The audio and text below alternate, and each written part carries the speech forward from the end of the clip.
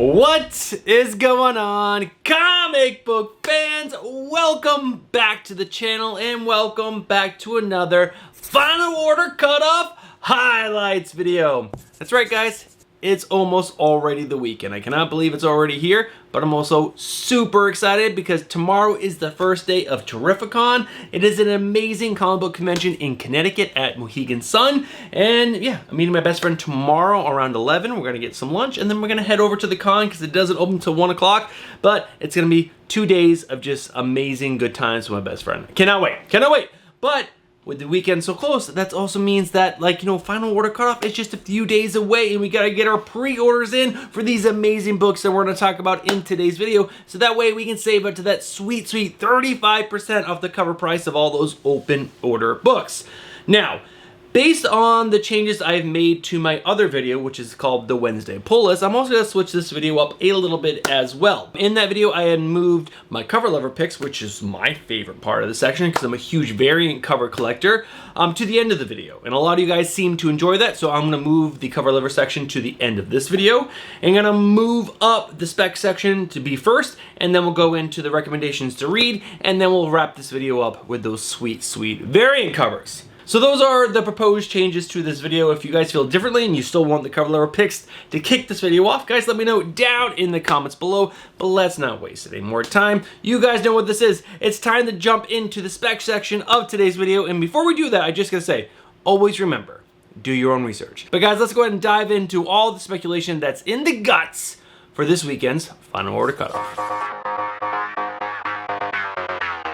Now, if you guys are interested in picking up any of the books that I'm going to talk about in today's video, you guys have until Monday, August 11th, I almost said June, August 11th of 2025. I believe you have until about 5 p.m. Eastern to lock in what books you guys are going to pre-order. I'm also recording this video a little bit early. I'm recording on Thursday, and all the publishers have until Friday, tomorrow at 5 p.m. Eastern to lock in what books are actually on this weekend's Final Order Cutoff. So there's a good chance I might miss something they might add after today, Thursday, the 7th of August of 2025. All right, in the guts, there are 2 books. This is 4 fingers. 2 books that I found with something in the guts, and they're both, it's kind of lame in both parts, but let's go ahead and talk about them anyways. First up, we got Battle World issue number 1. Now, I think they've done Battle World in the past or something similar, but they're doing it again or maybe for the first time. But the SPEC. This is the debut of multiverse versions of the Wasp, Spider-Man, and Captain Marvel. This is also a 5-issue series that will unite shattered fragments of the infinite worlds to form a single planet that will play host to an epic conflict with the characters including Maestro, Spirit Rider, Starbrand, and Storm from the Days of Future Past story arc. Is that good speculation? I'm gonna say it's not, but do your own research. Check the other speculators that I have linked down in the description below. All right, guys, moving on. The other book that has something maybe possibly in the guts, which I don't think, this is also good speculation as well, but I gotta give you the information that I found. Captain America, issue number 3. The solicitations, the first 3 words of the solicitation says, Origin of Doom. Now, I'm sure if you check Key Collector, the true origin of Doom, it happened a long time ago, I'm sure. But the first 3 words say that. Now, I went on the Key Collector, see if they found anything that I didn't see. They don't have anything for this book, so maybe this is nothing. This is just some words on the solicitations. But like I said, like I always say, do your own research. It's the most important thing. That's everything for the books that have something in the guts. Now, what's left is Final Order Cutoff cover lever spec. And I gotta be honest, guys, there are 0 covers that I think are worthy of you guys spending money on to try to flip on the secondary market that are available on this weekend's Final Order Cutoff. Now, not all the covers have been released just yet. Like I said, I'm recording on Thursday, and they have until tomorrow, Friday at 5 p.m. to really show you guys everything that is available. And as of right now, I don't really see anything. I could be completely wrong. I might be bananas. There might be a cover out there that's absolutely gorgeous and I'm missing it. And it's a great pick to pick up and try to flip on the secondary market based on just the cover art alone. But guys, in my opinion, there's nothing. So that's it for speculation. Let's go ahead and move over to the new number 1s that I think sound really cool, that I think you guys should consider pre-ordering because the synopsises sound really stinking cool. All right, guys, there are 5. That's right, 5 new number 1s that I think sound pretty stinking cool. Let's jump into the first one, and the first one is Everything Dead and Dying, issue number 1. Now, this is coming from the creative team of Tate Bromble as writer and artist Jacob Phillips, and the synopsis goes like this. Everything Dead and Dying follows Jack Chandler, a sole survivor of the zombie apocalypse, hunkered down in his rural farming community, but rather than eliminate them, Jack has chosen to continue living alongside the undead, including his husband and adopted daughter he fought hard to save. But when his town is discovered by outsiders, Jack suddenly becomes the one thing standing in the way of those who hope to kill his family for good. Now, there are some crazy covers for this. The cover A shows him like milking an undead cow, which is absolutely crazy. There's also another one where it seems like he's feeding like guts and body parts to something on the cover. So there are a lot of really cool covers for this one, and the synopsis does sound really cool, but also really, really creepy. After that, we're just gonna talk about this one real quick. Nostalgia. Nostalgia is huge, and it really sucks us in. I've been like hit by nostalgia so much lately. Transformers, G.I. Joe, Thundercats. I know I'm missing 1 or 2 other books that I'm just picking up based on my childhood nostalgia. Now, this next book, Street Sharks, issue number 1. I believe this was a cartoon. It was later on. I think it came after Transformers and G.I. Joes and all that, so it doesn't hit me with nostalgia, but I'm sure it's going to hit some of you guys.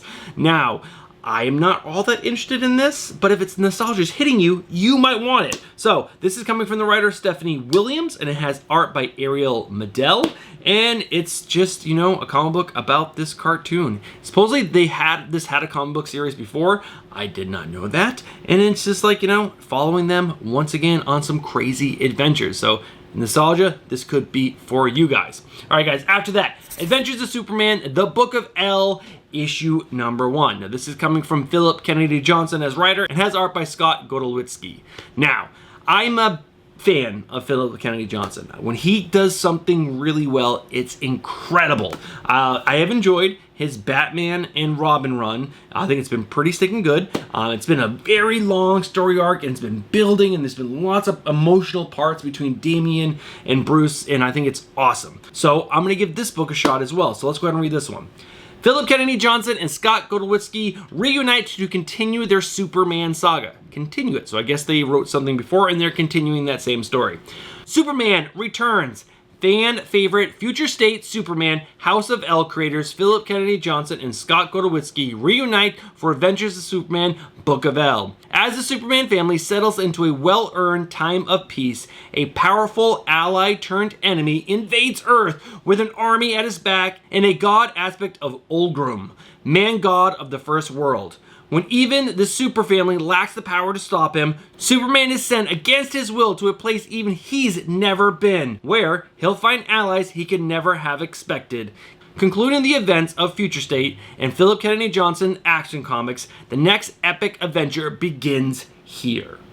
That sounds pretty stinking cool. I am not sure if I've ever read the Future State Superman stuff, so this could be something I'm diving into with a little less knowledge than I thought, but it's Philip Kennedy Johnson. I'm going to give this book a shot. There are some decent covers for this. We'll talk about the ones that I like in the cover lover section. All right, guys, next up, The Undead Iron Fist, issue number 1. Now, I have a soft spot in my heart for Iron Fist. There was a story, I'll put it up on screen right now, written by a team I cannot remember, and the art was amazing. It was Iron Fist. It was so good. And ever since then, I really enjoy this character. But they've done him dirty so many times since that, I think it was a 12-issue miniseries, that this character just, I want him to be so cool, but they keep letting me down over and over again. But let's go ahead and talk about this. So the creative team is Jason Lau and Fran Galan. Fran Galan is the artist. Now, Fran Galan is freaking amazing. There was a story, I'm totally blanking on the name. Oh, Pine and Merrimack, that's what it is. Pine and Merrimack, written by Kyle Starks, and he did the art for it, and it was gorgeous. Every single page was stinking amazing. So I'm really excited to see the interiors for this book, but let's read the synopsis. The Iron Fist rises. The Book of the Iron Fist declares that every Iron Fist will die by the age of 33. But who created this false prophecy? Danny Rand was killed, but can you truly kill an immortal Iron Fist? Learn the truth about the legacy of the Iron Fist as Danny Rand rises once more to snuff out those who threaten that legacy before Danny's time runs out. Could be really, really stinking cool. And the fact that Fran Galan is doing the artwork, this is going to be so possibly so cool. The writing could be terrible, but there's also a dope cover by Torrin Clark, which again we'll talk about during the cover letter section. Now the final book that I want to talk to you guys about is Teenage Mutant Ninja Turtles Casey Jones issue number 1. Now, do we really need a single series about Casey Jones? Probably not, but I love him as a character. I loved him in the cartoon when I was a kid. I loved him in the first Teenage Mutant Ninja Turtles movie. I think he's a really cool character, and it's just nostalgia, baby. This is one of the other books that I forgot that I'm reading because of the nostalgia from my childhood. But let's read the synopsis. Spitting directly from the pages of Teenage Mutant Ninja Turtles, Casey Jones' first solo miniseries in over 30 years. I had no idea about that, and that's really cool. Casey Jones was shot by D.A. Hale. He's awake, and he has a second chance at life. Instead of taking things slow and smelling the flowers, he's jumping headfirst into the action. Casey is hitting the streets and doing everything he can to protect the people of New York City, but those closest to him think he's pushing too hard. April O'Neil and the Teenage Mutant Ninja Turtles, especially Casey's closest friend Raphael, are concerned. Things are only going to get worse as a new strain of mutagen starts changing the shape of New York City, and a brand new villain threatens everything Casey believes in. From the critically acclaimed creative team of Alex Pakendel and Emanci, I'm not even going to try to pronounce the last name. That is a name I will butcher. But that person did artwork for Detective Comics, Green Arrow, and Crush and Lobo, so he's got to be pretty good. But guys, this sounds really good. Really good. I love the Teenage Mutant Ninja Turtle universe right now. I do dislike the fact that Jason Aaron is going to be done after issue number 12, and they are bringing in a new creative team after that. Has me really worried for the series as a whole. But Casey Jones, it's just so cool. And the cover A is great. The cover B by Danny Earls is pretty good. And the 1 in 50 by Mike Henderson is fine. And there is a pretty cool blank cover, the cover C. But guys, those are all the new number 1s that I think you guys should consider picking up. Make sure, or pre-ordering. But guys, make sure, go over to League of Comic Geeks, go to the Final Order card-off section, check out all the new number 1s, because there might be one that I missed that you absolutely love. And I don't want you to miss out on pre-ordering it and saving up to 35% of the cover price of that book. That's amazing savings. MyComicShop.com is the place to do it. Alright guys, now it's time to move over to the section that I moved to the back of this video, which are my cover letter picks, or which is my cover letter picks.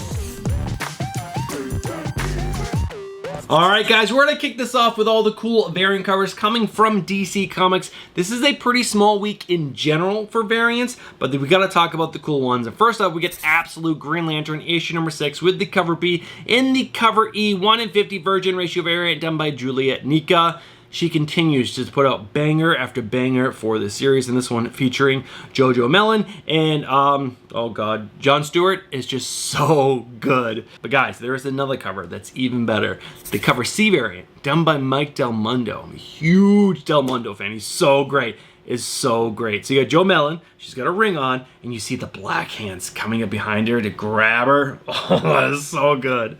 Next up, Avengers of Superman, the Book of L, issue number 1 with the cover B variant coming from Dan Mora. It's Dan Mora. It's just so good. And when I look at Superman's face, it's epic. And you have his 2 little kids, and I'm guessing that is the, in the synopsis they were talking about an ally that turned villain. I'm guessing that guy floating in the front is that guy. Alright guys, I also like the cover C variant done by Riccardo Federici, and this is just really good. I also like the cover D variant done by Raza, but if you look closer, it kind of has like that 3D feel, like it was just a 3D model that he painted, which I don't love when artists do that, but it's still a pretty cool cover. Next up, Birds of Prey issue number 25 with the cover B in the cover E foil variant done by Leonardo Romero. Now, it took a minute for me to grow to like this guy's artwork. I didn't initially like it all that much, but I've read 23 issues so far of this series with him as the main artist, and I gotta tell you guys, I'll fall in love with it. It's so good. And seeing this group of women, the Birds of Prey, that has been in this run like this, it's freaking epic. It's so good. Moving on, Poison Ivy issue number 36 with the cover C variant by that person that I cannot pronounce their name. It's pretty good. I don't love it, but it's like, you know, it's a little sexy. It's there, and it's got some like creepy horror elements at the bottom. Pretty nice. After that, Resurrection Man Quantum Karma issue number 6 with the cover A done by Jeff DeCall. Jeff DeCall goodness. After that, JSA issue number 11, another one of the character variants, and this is the cover B variant. It's done by Jorge Corona, and it is awesome. Now, the next 4 covers, the artwork has not been released just yet, but we're going to talk about them anyways because they probably are going to be pretty stinking good. First up, we got Batgirl issue number 11, the cover C variant. It is the Gotham variant, and it's done by Gabriel Dell'Otto. Dell'Otto on a Batgirl book, yes please. And then we have Birds of Prey issue number 25, also the cover C Gotham variant, also done by Gabriel Dell'Otto, probably amazing. And after that, Poison Ivy issue number 36, the cover D this time, the Gotham variant, done by Gabriel Dell'Otto. I don't know from the information that I have if these are going to be connecting cover sets or they're just going to be a themed set. But come on, Dell'Otto on Batgirl, Birds of Prey, and Poison Ivy. These most likely are gonna be bangers. Make sure you guys are pre-ordering them or doing your research, seeing them, and then pre-ordering them. And the last book that we're gonna talk about that I don't have the artwork for just yet is Birds of Prey, issue number 25, the cover F 125 ratio variant done by Gerard Perel. He's just a great artist. And him on a 125 with the Birds of Prey, it could be freaking great. All right, guys, moving on. Marvel Comics now. So these are all the cool variant covers I found from Marvel Comics that are available on this weekend's Final Order Cutoff. First up, we got Captain America, issue number 3. The variant cover done by Chip Zdarsky. Come on, Doom in like an American flag. Oh, that's so good. So clever. After that, Eddie Brock, Carnage, issue number 8, the 1 in 25 ratio variant done by Pete Woods. Is this the first appearance of the Carnage car? No, I'm making that up, but it's freaking awesome. This is so cool. The artwork to me is not incredibly amazing. It's the concept for the cover that I think is stinking amazing. After that, Marvel Zombies Red Band issue number 1, the retro zombie variant done by Scott Goldish. It's just cool. I normally don't love retro covers all that much. I just didn't love the artwork from that time. But man, this cover is so cool, especially if you like look at it in detail. You get the Thing biting the Hulk, Mr. Fantastic biting Spidey. Oh, so good. After that, One World Under Doom issue number 7 with the variant cover done by Simone Bianchi. Really good Doom cover. After that, Red Hulk issue number 8, the 1 in 25 ratio variant done by Puppeteer Lee. Really stinking cool. After that, Superior Avengers issue number 6 with the variant cover done by Kyle Hotz. It looks like an emaciated, almost like dying Magneto. Oh, it looks so good. After that, Ultimate Spider-Man Incursion issue number 4 with the variant cover done by Michael Walsh. After that, Ultimate Wolverine issue number 9 with the variant cover done by Francisco Mobili. After that, the Undead Iron Fist issue number 1 with the variant cover done by Torrin Clark. And my cover lover pick of the week goes to Ultimate Wolverine issue number 9 with the 1 in 25 ratio variant done by Maria Wolf. I've become a big fan of hers. I don't think every single piece of art of hers is amazing, but when she does something really, really good, it's awesome. And this one right here is freaking fantastic. This is the one cover. If you enjoy Wolverine as a character and you enjoy Maria Wolf, you should 100% look for this. So, so good. All right, moving on to the indie covers. I think there's only 4. That's it. That's really all I found for variant covers that I really enjoyed from the indies. So first up, we got Adventure Time issue number 5 with the cover B variant done by Kenzie Bug. I want to say that's how it's pronounced. And it's kind of like a BMO version of Finn, and you can see the interiors of him. So cool. After that, G.I. Joe, A Real American Hero, issue number 320, the cover C, the 1 in 10 ratio variant done by Francis Portela. Really great. After that, Godzilla Escape the Dead Zone, issue number 2, the 1 in 25 black and white ratio variant done by Juan Gideon. Awesome. Now, there is a color version of this that I don't like as much as the black and white. I think black and white is epic. And the final cover from the indies that I like is the Rockefellers, issue number 8, the cover B variant done by Kyle Hotz. I'm just really enjoying Kyle Hotz's artwork as of late. It's just so good. All right, guys, that's it. Short video this week. I'll make sure I get this up today on Thursday because I'm leaving tomorrow morning at 7 a.m. No, 8 a.m. tomorrow morning. So I have no time to edit tomorrow. But guys, let's go ahead and wrap this video up. All right, guys, we are at the end of today's video. Another week in the books. We're getting that much closer to the end of the year. That's pretty freaking crazy. We're already like the second week in August. Bananas. But guys, I'm gonna be honest with you guys. I put about 2+ hours of research into today's video. I usually try to put a little bit more than that, but I've been trying to get ready for Terrificon. I've been going through short boxes, trying to pull out covers to have creators sign, and I just lost track of time yesterday. So please make sure you guys are doing your own research. I want you guys to go down to the description below, check Lefteros on Instagram, to go to coverprice.com. Lefteros does write the article for them. And also check out the Comic Book Frontier, a great Facebook group run by my good friend Dal. He's an amazing speculator, so make sure you're checking those 3 places before you put in any orders for this weekend's final order cutoff, especially if you're doing it for speculation. If you're just doing it to pick up cool variant covers and cool stories, this video is the best place for that stuff. All right, guys, that's gonna do it for today's video. If you guys been watching from the beginning of this video all the way to this point in the video, I just gotta say thank you, and I gotta let you guys know, you guys are legends. Now, the next thing I gotta say, if you guys look down and you're not subscribed, but you enjoy comic content, I just gotta say, what are you doing? Get yourself subscribed, hit that bell for notifications, and smash that like button. All right, guys, I will be back on Tuesday with the Wednesday pull list, the new revised Wednesday pull list, because it seems like a lot of you guys really did enjoy how I changed up the video for last week, so I'm gonna do that again moving forward, at least for the next month or so, and make sure everyone's still liking that. And yeah, I hope you guys have a great weekend. Make sure you guys are getting your pre-orders in by Monday, and I'll catch you guys in the next one. Peace.